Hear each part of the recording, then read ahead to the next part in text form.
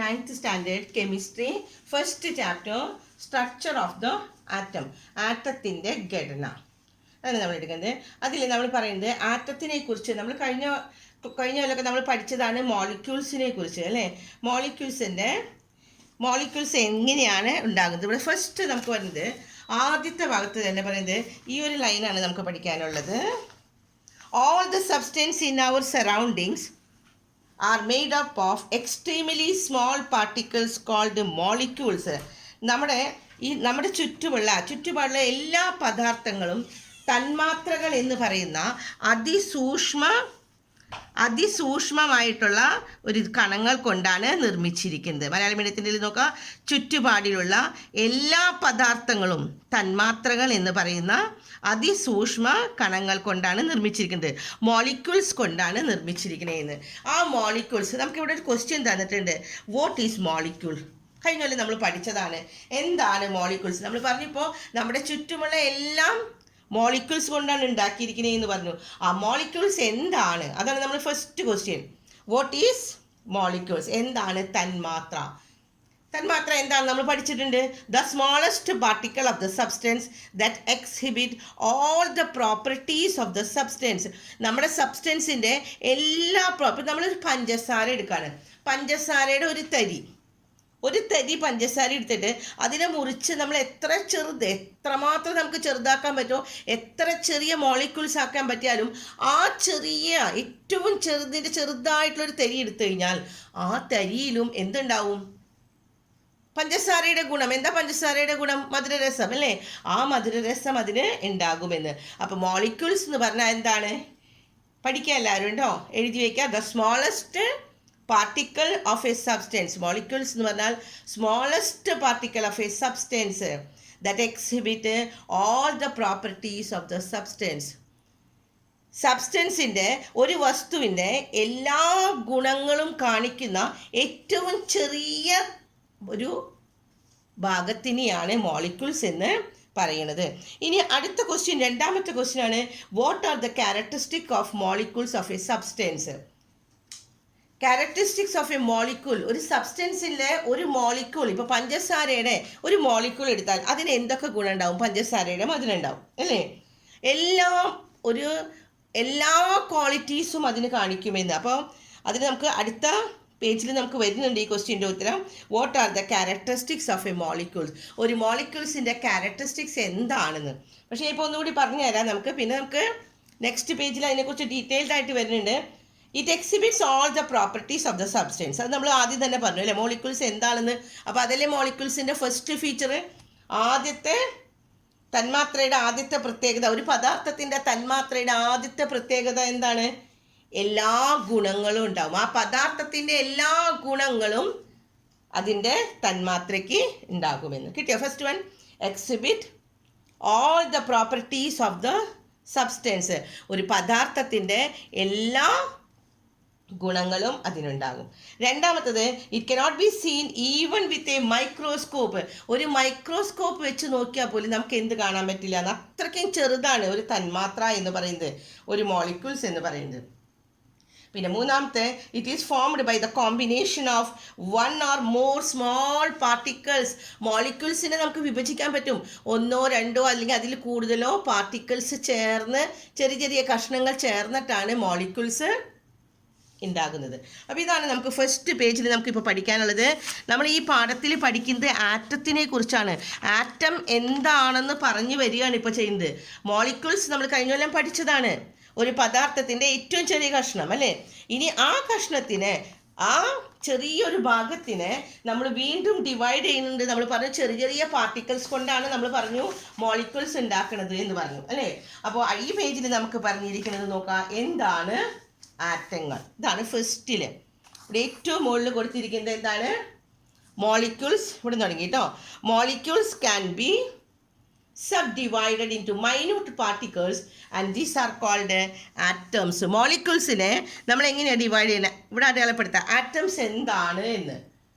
Molecules can be subdivided into minute particles and these are called atoms. തന്മാത്രകളെ വീണ്ടും ചെറുതാക്കാനാകുമെന്നും അപ്പോൾ കിട്ടുന്ന അതിസൂക്ഷ്മ കണങ്ങളെ minute particles എന്ന് പറഞ്ഞാൽ അതിസൂക്ഷ്മ കണങ്ങൾ, ഇതിനെയാണ് നമ്മൾ ആറ്റം എന്ന് പറയുന്നത്. That means molecules of all substance are made up of extremely small particles called atom. Molecule എന്ന് പറഞ്ഞാൽ എന്താണ്? അപ്പോൾ all the substance, molecules of all substance are made up of extremely small particles called atom. കുറേ ആറ്റമുകൾ ചേർന്നിട്ടാണ് എന്തുണ്ടാക്കുന്നത്? Molecules ഉണ്ടാകുന്നത്. അപ്പോൾ atom എന്താണ് നമ്മൾ പറഞ്ഞു അല്ലേ? തന്മാത്രകളുടെ അതിസൂക്ഷ്മ കണങ്ങൾ, തന്മാത്രകളെ നമ്മൾ ചെറുതാക്കി ഏറ്റവും അതിസൂക്ഷ്മ കണങ്ങളാക്കുന്നതാണ് ആറ്റങ്ങൾ. അതായത് ഓരോ പദാർത്ഥത്തിൻ്റെയും തന്മാത്രകൾ ഉണ്ടാക്കിയിരിക്കുന്നത് എന്തുകൊണ്ടാണ്? അതിസൂക്ഷ്മമായ ആറ്റങ്ങൾ കൊണ്ടാണ്. അപ്പോൾ അതാണ് ഇവിടെ പഠിക്കാനുള്ളത്. ഇനി നമുക്ക് കുറേ തിയറികളാണ് കേട്ടോ. ഈ ആറ്റത്തിനെ കുറിച്ച് നമുക്ക് ഫസ്റ്റ് പറയുന്ന തിയറി, ആറ്റത്തിനെ കുറിച്ച് ആദ്യമായിട്ട് കണ്ടുപിടിച്ചത് ആരായിരുന്നു? John Dalton. John Dalton proposed atomic theory in 1807. Date അടയാളപ്പെടുത്തി വെക്കാം കേട്ടോ. ഫസ്റ്റ് ലൈനിൽ John Dalton proposed atomic theory in 1807. 1807 John Dalton atomic സിദ്ധാന്തം ആവിഷ്കരിച്ചു. ഫസ്റ്റ് സെന്റൻസ് കിട്ടിയില്ലേ? ഇനി എന്താണ് അതിൽ പറഞ്ഞിരിക്കുന്നത്? അയാളുണ്ടാക്കിയ ജോൺ ഡാൾട്ടൻ്റെ ഈ atomic theory it was have lasted for nearly 1 century. പിന്നെ പഠിക്കാനുള്ളതാണ് എത്ര നാള്? ഓരോ തിയറിയും വരണമെങ്കിൽ നമ്മളിപ്പോൾ ഒരു സാധനം, ഇപ്പോൾ ഏതൊരു മെഷീനറി ആയാലും വിചാരിച്ചോ, നമ്മളിപ്പോൾ എന്തെങ്കിലും ഒരു മെഷീനറി ഐറ്റംസ് ഉണ്ടാക്കി, അതിൻ്റെ ഫലങ്ങളൊക്കെ ആദ്യം എല്ലാവരും പറയും അല്ലെ, എല്ലാ ഗുണങ്ങളും പറയും. പക്ഷെ അതിൻ്റെ ഡ്രോബാക്സ്, അതിനെന്തെങ്കിലും പോരായ്മ ഉണ്ടെങ്കിൽ അത് കണ്ടുപിടിച്ച് കഴിയുമ്പോഴാണ് അടുത്തത് പുതിയ കമ്പനി വേറെ ഇറക്കുള്ളൂ. കാരണം ആ പോരായ്മകൾ മാറ്റിക്കൊണ്ട്. അതുപോലെ ജോൺ ഡാൾട്ടൺ ആറ്റോമിക് സിദ്ധാന്തം ആവിഷ്കരിച്ചു. ജോൺ ഡാൾട്ടൻ്റെ ആറ്റോമിക് തിയറി 1807 ഉണ്ടായത്.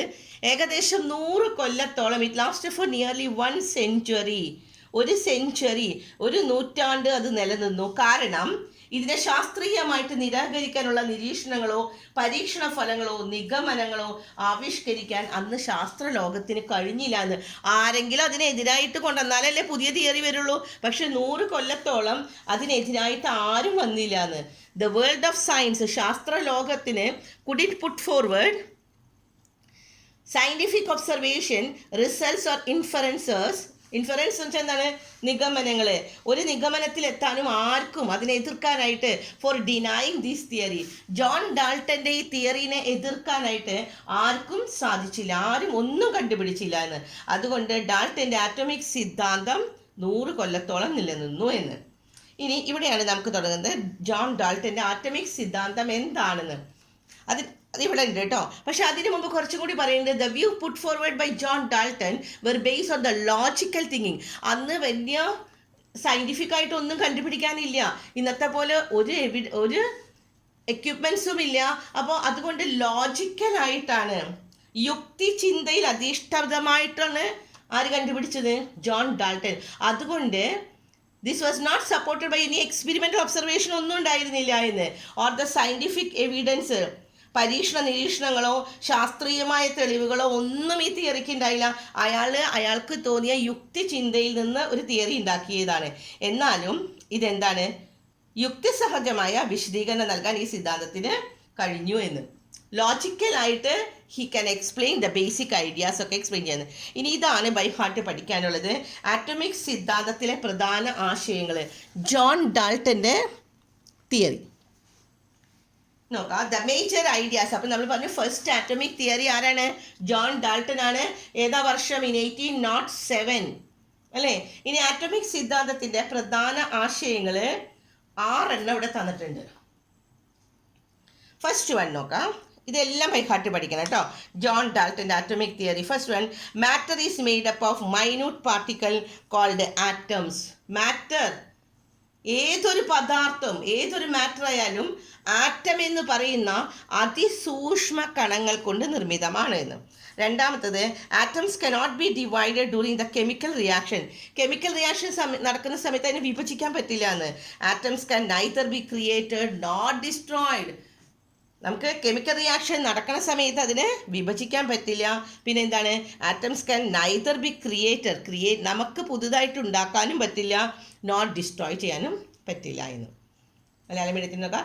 രാസപ്രവർത്തന വേളയിൽ ആറ്റത്തെ വിഭജിക്കാൻ കഴിയില്ല, അതുപോലെ അതിനെ നിർമ്മിക്കാനോ നശിപ്പിക്കാനോ നമുക്ക് സാധിക്കില്ല എന്ന്. രാസപ്രവർത്തനം നടക്കുന്ന സമയത്ത് നമുക്കതിനെ വിഭജിക്കാൻ പറ്റില്ല, അല്ലാത്തപ്പോൾ പറ്റൂ കേട്ടോ. പിന്നെ അതിനെ നിർമ്മിക്കാനും പറ്റില്ല, പുതിയതായിട്ട് നിർമ്മിക്കാനോ നശിപ്പിക്കാനോ നമുക്ക് കഴിയില്ല എന്ന്. ആൻഡ് തേർഡ് വൺ നോക്കാം. Third one, atoms of the same elements are identical in property. ഒരേ എലമെൻറ്റിൻ്റെ സെയിം എലമെൻ്റ് ആണെങ്കിൽ അതിൻ്റെ എല്ലാ ആറ്റംസും എന്താണ്, ഐഡൻറ്റിക്കൽ ആയിരിക്കും. Properties, size and mass. Properties എന്താ, ഗുണത്തിൽ, സൈസിൽ, വലിപ്പത്തിൽ, ദെൻ മാസ്, ഇതിലെല്ലാം സെയിം ആയിരിക്കുമെന്ന്. ഒരേ മൂലകത്തിൻ്റെ ആറ്റങ്ങൾ ഗുണത്തിലും വലിപ്പത്തിലും മാസിലും സമാനമായിരിക്കും. And fourth one, atoms of different element. ഇപ്പോൾ ഒരേപോലെ ഉള്ളതാണെങ്കിൽ സെയിം ആവും. അപ്പോൾ ഡിഫറെൻറ്റ് എലിമെൻ്റ് ആണെങ്കിൽ എന്തായിരിക്കും, atoms of different element differ in their properties and the mass. മാസിലും പ്രോപ്പർട്ടീസിലും ഡിഫർ ആയിരിക്കുമെന്ന്. കിട്ടിയോ? ആറ്റംസിൻ്റെ വ്യത്യസ്ത മൂലകങ്ങളുടെ ആറ്റങ്ങൾ വ്യത്യസ്ത ഗുണങ്ങളും മാസും ഉള്ളവയായിരിക്കുമെന്ന്. And then the fifth one, atom is the smallest particle that can take part in the chemical reaction. Chemical റിയാക്ഷനിൽ പങ്കെടുക്കാൻ പറ്റുന്ന ഏറ്റവും സ്മോളസ്റ്റ് പാർട്ടിക്കിളാണ് ആറ്റം എന്ന്. രാസപ്രവർത്തന വേളയിൽ ഏർപ്പെടാൻ കഴിയുന്ന ഏറ്റവും ചെറിയ കണികയാണ് ആറ്റം. ഇനി അടുത്തത്, compounds are formed when atoms of 2 or more elements combine into simple ratio. രണ്ടോ അതിലധികമോ മൂലകങ്ങളുടെ ആറ്റങ്ങൾ ലളിതമായ അനുപാതത്തിൽ സംയോജിച്ചിട്ടാണ് സംയുക്തങ്ങൾ ഉണ്ടാകുന്നത്. അപ്പോൾ ഈ 6 ആശയങ്ങളാണ്, ആറ്റോമിക് ഐഡിയാസ് ആണ് എന്തിനുള്ളത്, ആറ്റോമിക് തിയറി ഓഫ് ഡാൾട്ടൻ്റെ ആറ്റോമിക് തിയറി. ഇനി ഇവിടെ നമുക്ക് 2 ക്വസ്റ്റ്യൻസ് തന്നിട്ടുണ്ട്. നമ്മളിപ്പോൾ ഇവിടെ പറഞ്ഞതിന് തന്നെ കിട്ടുന്നതാണ് കേട്ടോ. നോക്കാം. What are the characteristics of atom of the same element. ഒരേ എലമെൻറ്റിൻ്റെയാണ് നമ്മളിവിടെ പഠിച്ചതല്ലേ. എന്തെന്നാണ്, according to the atomic theory വെച്ചിട്ട് സെയിം എലമെൻറ്റിലുള്ള ആറ്റത്തിൻ്റെ ഗുണങ്ങൾ എന്താണ്, they are identical in properties. അതെന്താണ്, പ്രോപ്പർട്ടീസ്, സൈസ് ആൻഡ് മാസിൽ. കിട്ടിയില്ല അതിൻ്റെ ഉത്തരം. ഇനി രണ്ടാമത്തത്, മലയാളം മീഡിയത്തിൻ്റെ ചോദ്യം നോക്കാം. ആറ്റോമിക് സിദ്ധാന്ത പ്രകാരം ഒരു മൂലകത്തിൻ്റെ പ്രത്യേകതകൾ എന്തൊക്കെയാണ്.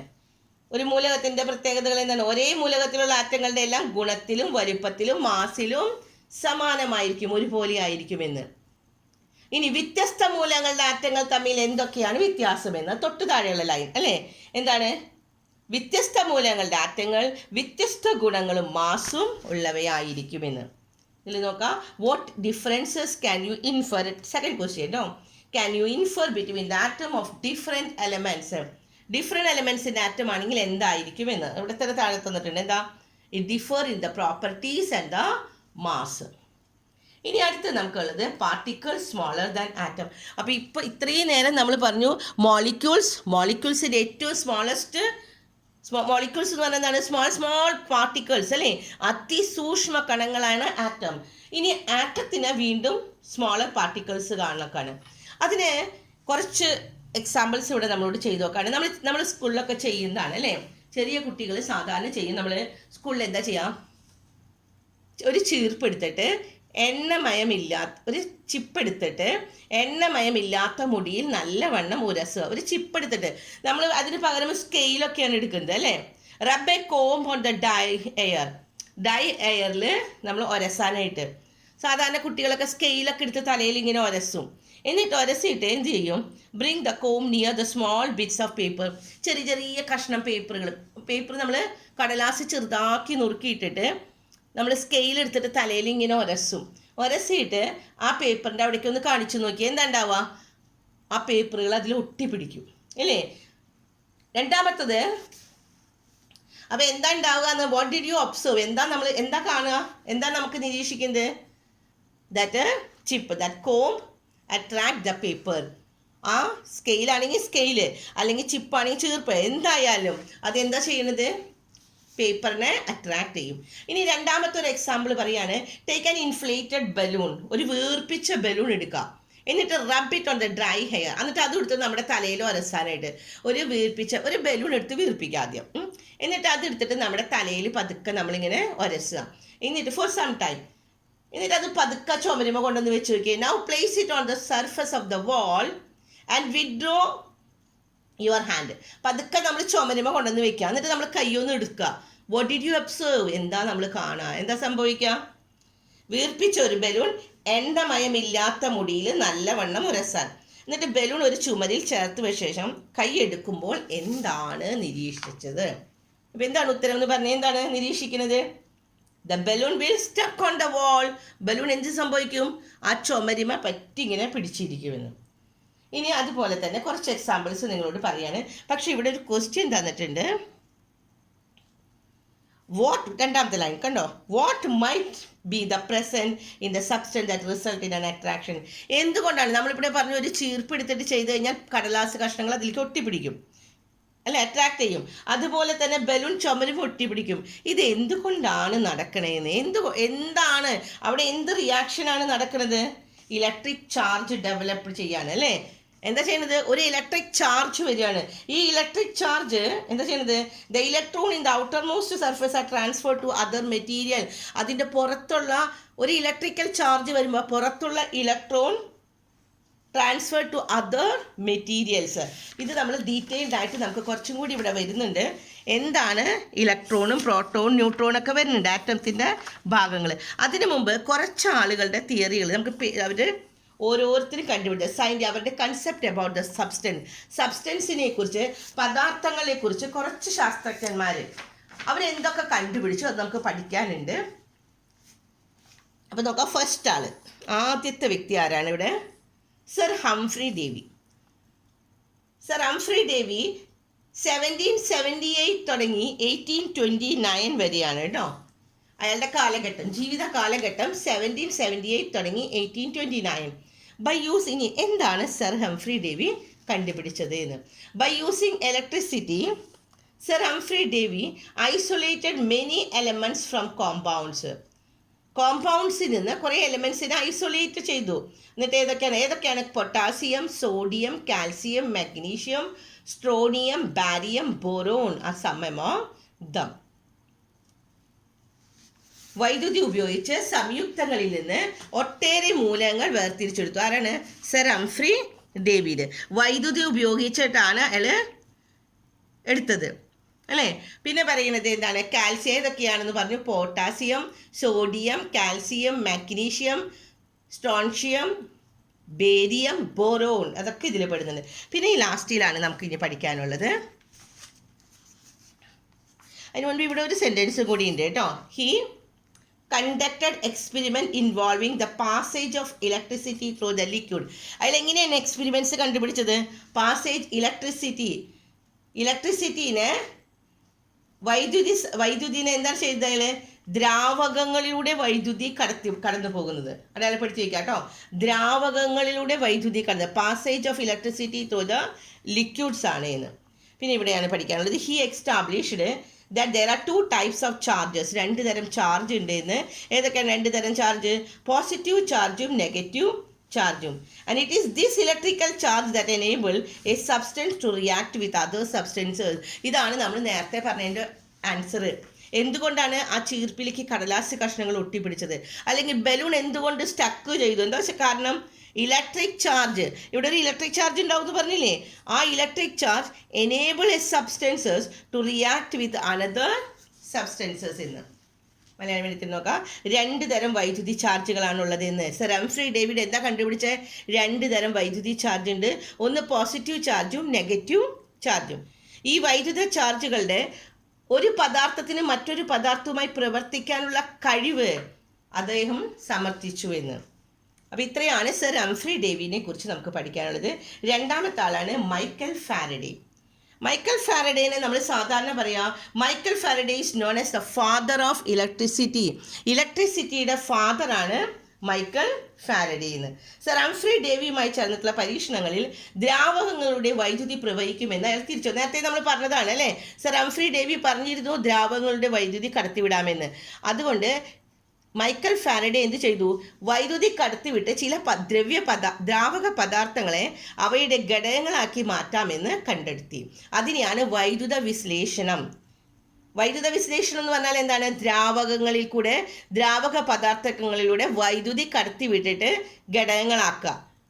ആ തിയറീനെ, അത് സംബന്ധിച്ച നിയമങ്ങളെ വൈദ്യുത വിശ്ലേഷണ നിയമം എന്ന് പറഞ്ഞു. അപ്പോൾ മൈക്കൽ ഫാരഡേയുടെ ഇത് നമുക്ക് പഠിക്കാനുള്ളൂ, വൈദ്യുത വിശ്ലേഷണവും വൈദ്യുത വിശ്ലേഷണ നിയമം എന്ന്. ഇംഗ്ലീഷ് വേണിക്കാര്യം നോക്കാം. Michael Faraday is known as the father of electricity. First line പഠിക്കണം.